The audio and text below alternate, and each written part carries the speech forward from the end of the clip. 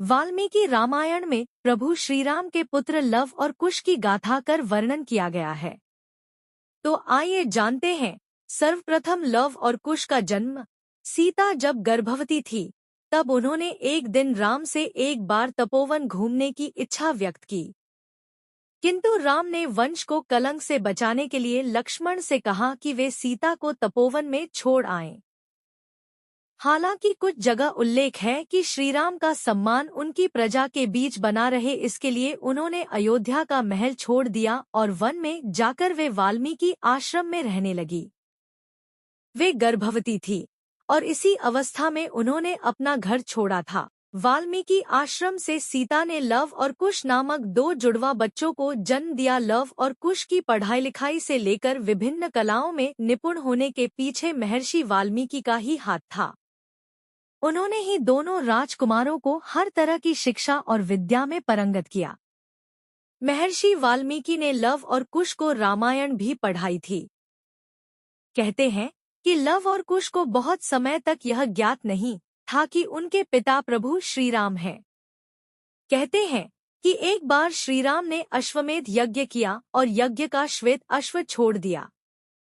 घोड़ा जहां जहां जाता था वहां के राजा अयोध्या की अधीनता स्वीकार कर लेते या युद्ध करके पराजित हो जाते थे। यह घोड़ा भटकते हुए जंगल में आ गया। वहां लव और कुश ने इसे पकड़ लिया। घोड़ा पकड़ने का अर्थ है अयोध्या के राजा को चुनौती देना। राम को जब यह पता चला कि किन्हीं कुमारों ने घोड़ा पकड़ लिया तो पहले उसका आशय जानने के लिए दूत भेजे।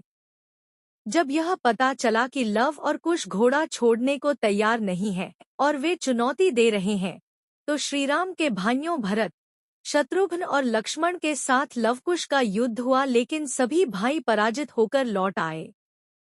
यह देखकर श्रीराम को खुद ही युद्ध करने आना पड़ा, लेकिन युद्ध का कोई परिणाम नहीं निकला। तब राम ने दोनों बालकों की योग्यता देखते हुए उन्हें यज्ञ में शामिल होने का निमंत्रण दिया। नगर में पहुंचकर लव और कुश ने राम की गाथा का गुणगान किया और दरबार में उन्होंने माता सीता की व्यथा कथा गाकर सुनाई। यह सुन और देखकर प्रभु श्रीराम को ये पता चला गया कि लव और कुश उनके ही बेटे हैं। उन्हें तब बहुत दुख हुआ और वे सीता को पुनः राजमहल ले गए। भरत के दो पुत्र थे, तार्क्ष और पुष्कर। लक्ष्मण के पुत्र चित्रांगद और चंद्रकेतु और शत्रुघ्न के पुत्र सुबाहु और शूरसेन थे। मथुरा का नाम पहले शूरसेन था। लव और कुश राम तथा सीता के जुड़वा बेटे थे। जब राम ने वानप्रस्थ लेने का निश्चय कर भरत का राज्याभिषेक करना चाहा तो भरत नहीं माने। अतः दक्षिण कोसल प्रदेश छत्तीसगढ़ में कुश और उत्तर कोसल में लव का अभिषेक किया गया। राम के काल में भी कौशल राज्य उत्तर कौशल और दक्षिण कोसल में विभाजित था। कालिदास के रघुवंश अनुसार राम ने अपने पुत्र लव को शरावती का और कुश को कुशावती का राज्य दिया था। शरावती को श्रावस्ती माने तो निश्चय ही लव का राज्य उत्तर भारत में था और कुश का राज्य दक्षिण कोसल में। कुश की राजधानी कुशावती आज के बिलासपुर जिले में थी। कोसला को राम की माता कौशल्या की जन्मभूमि माना जाता है। रघुवंश के अनुसार कुश को अयोध्या जाने के लिए विंध्याचल को पार करना पड़ता था। इससे भी सिद्ध होता है कि उनका राज्य दक्षिण कोसल में ही था। राजा लव से राघव राजपूतों का जन्म हुआ, जिनमें बरगुजर, जयास और सिकरवारों का वंश चला। इसकी दूसरी शाखा थी सिसोदिया राजपूत वंश की, जिनमें बैछला और गहलोत वंश के राजा हुए। कुश से कुशवाहा राजपूतों का वंश चला। ऐतिहासिक तथ्यों के अनुसार लव ने लवपुरी नगर की स्थापना की थी, जो वर्तमान में पाकिस्तान स्थित शहर लाहौर है। यहाँ के एक किले में लव का एक मंदिर भी बना हुआ है। लवपुरी को बाद में लौहपुरी कहा जाने लगा।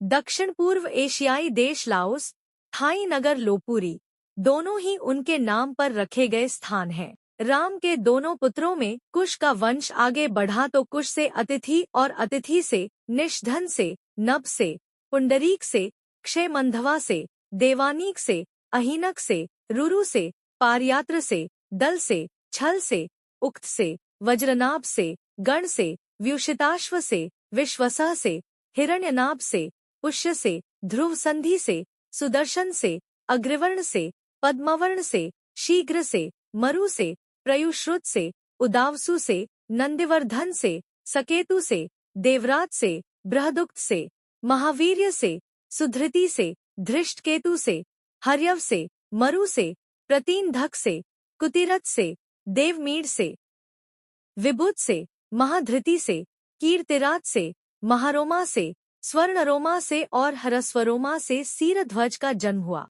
कुश वंश के राजा सीरध्वज को सीता नाम की एक पुत्री हुई। सूर्यवंश इसके आगे भी बढ़ा जिसमें कृति नामक राजा का पुत्र जनक हुआ जिसने योग मार्ग का रास्ता अपनाया था। कुश वंश से ही कुशवा, मौर्य, सैनी, शाक्य संप्रदाय की स्थापना मानी जाती है। एक शोधानुसार लव और कुश की 50वीं पीढ़ी में शल्य हुए, जो महाभारत युद्ध में कौरवों की ओर से लड़े थे।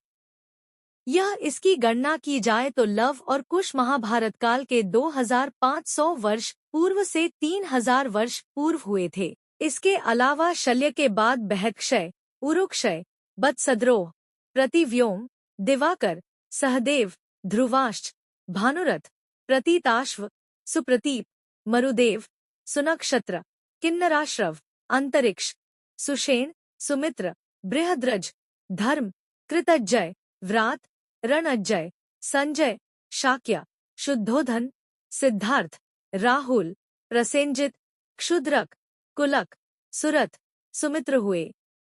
भगवान श्रीराम के बाद लव ने श्रावस्ती बसाई और इसका स्वतंत्र उल्लेख अगले 800 वर्षों तक मिलता है।